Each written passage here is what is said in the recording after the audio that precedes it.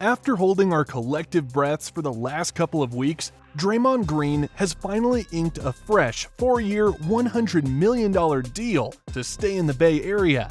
And don't look now, guys, but it seems like the Golden State Warriors dynasty is far from over. I mean, Steph Curry is still operating at the prime of his powers, while Klay Thompson's game continues to improve as he works his way back up from injury. And if you add all the major upgrades they did this offseason thus far, it's easy to say that they're definitely going to be a better team next season. Well, speaking of major upgrades, let's talk about the latest additions that they had and how they can bring the Dubs back to their winning ways, starting off with the hiring of Mike Dunleavy Jr.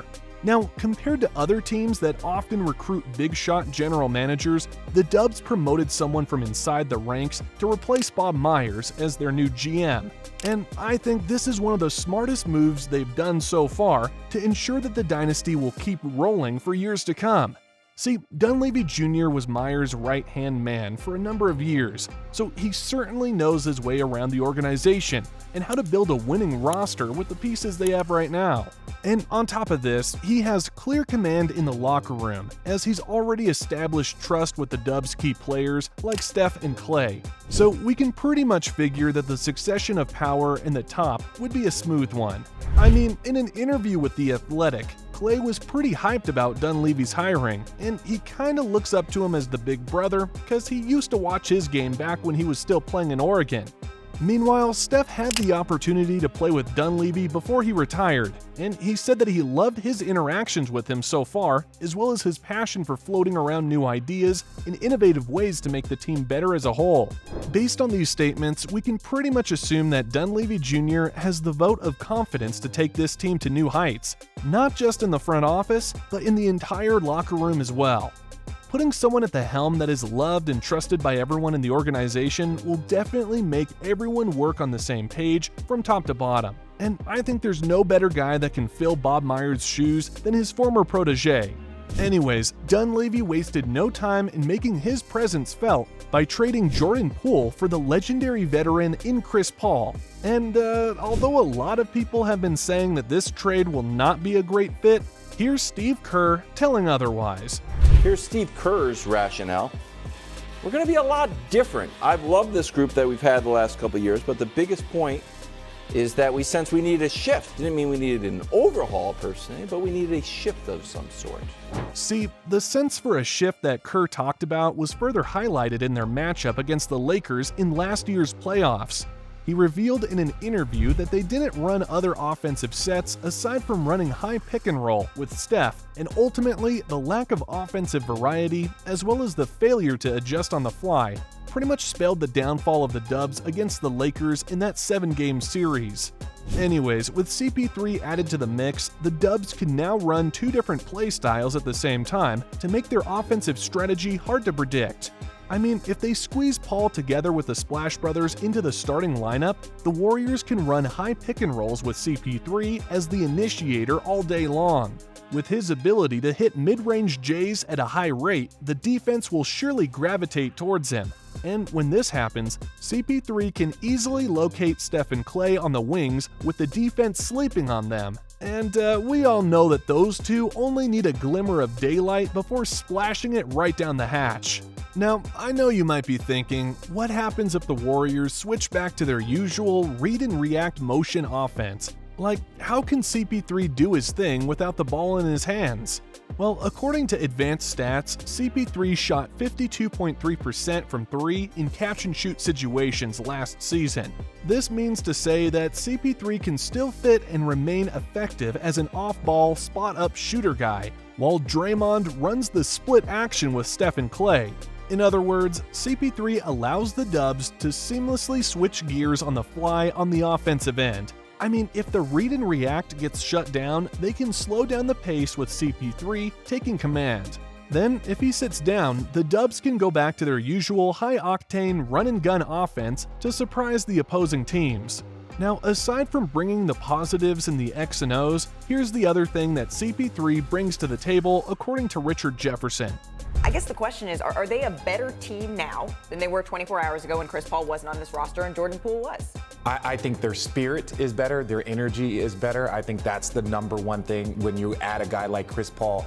There was enough said about what happened at the beginning of the season with the punch and just, their inconsistency throughout, the last season. So for me, I think that their energy is better, and through that, in default, they become a better team. That to me is locker room, that's energy. Chris Paul, I think that fixes that. I think adding some maturity, adding some, adults in the room is positive for the Golden State Warriors. So I like this trade. I think you got to do stuff, like as Woj was talking about, salary-wise, right, to get off of Jordan Poole. But I think getting Chris Paul is a very, very good piece for this team. As RJ said, CP3 not only brings stability to the Golden State Warriors offense, but he's also a vocal leader that has a strong voice in the locker room. His leadership will definitely be acknowledged not just by Steph, Klay, and Draymond, but also by the younger generation as well. See, even though he might not play huge minutes next season, the young guns like Moody, Lamb, and Kuminga will definitely mature faster and grow into becoming better players with CP3 taking them under his wing. And with that said, this will definitely make the Dubs a more lethal and deeper squad by next season. Well, speaking of young players, the Dubs grabbed another gem in this year's draft by the name of Brandin Podziemski. I mean, if you remember the last couple of years, the Dubs have had a history of finding a needle in the draft haystack, like when they drafted Draymond Green as their 35th overall pick, Kevon Looney at 30th, Jordan Poole at 28th, and so on and so forth. This year ain't no different, as they used their 19th pick to select the Santa Clara standout. Now, I know the name doesn't ring a bell to many, but here's what experts say about this 20-year-old kid. He's got good size, 6'5", 205 pounds. He's a quality second ball handler that can be on your roster, that can come off of some zoom action, some dribble handoff, some things like that, and make decisions. And to be honest with you, I was surprised with his playmaking, especially whenever he was able to get into the lane and fan out to shooters or hit roll guys. He had some pretty good 4s and 5s that he was playing with at Santa Clara that were really good finishers that are going to be some nice players at the European level.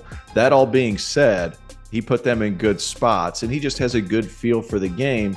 And when he's shooting 43.8% from three, you got to have something to combat that too. Whenever teams come out at you, good cutter away from the basketball, not afraid to go back door and make decisions. And he's got this little weird push shot floater that finds ways to get in the hoop. He's a scorer first, but that all being said, the way the NBA game is played now, if they're running dribble handoffs and zooms and euros and some of these different actions on the sidelines, he's somebody that needs a little bit of help getting some space. But once he gets space, he is a quality decision maker and has the ability to score. I like Podziemski because of that ability to shoot the basketball, but underrated in terms of his ability to create, and throw in the fact that dude can board.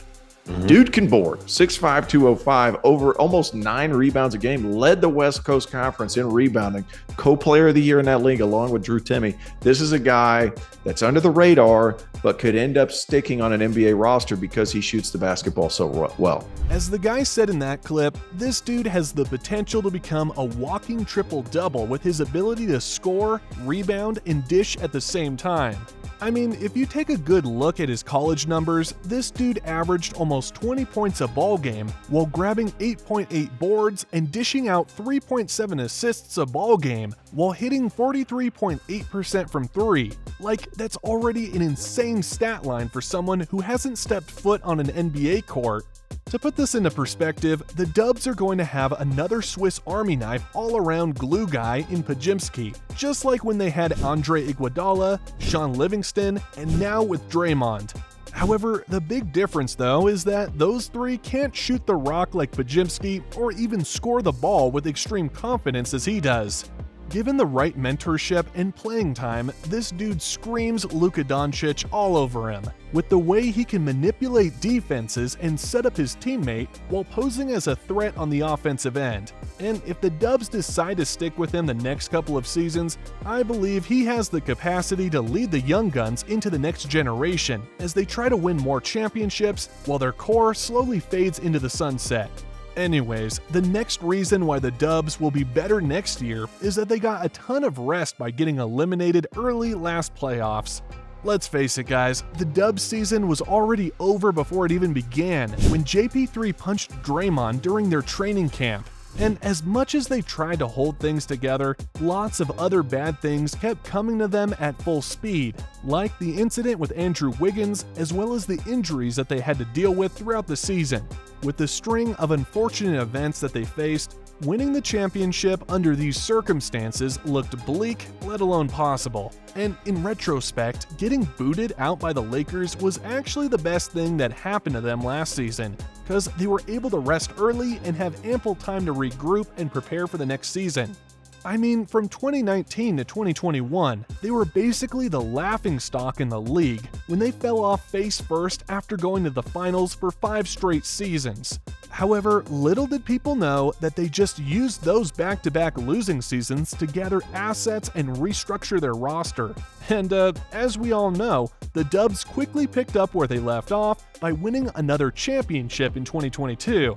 Now, speaking of which, the main reason why the Dubs won the chip last season was because of Klay Thompson.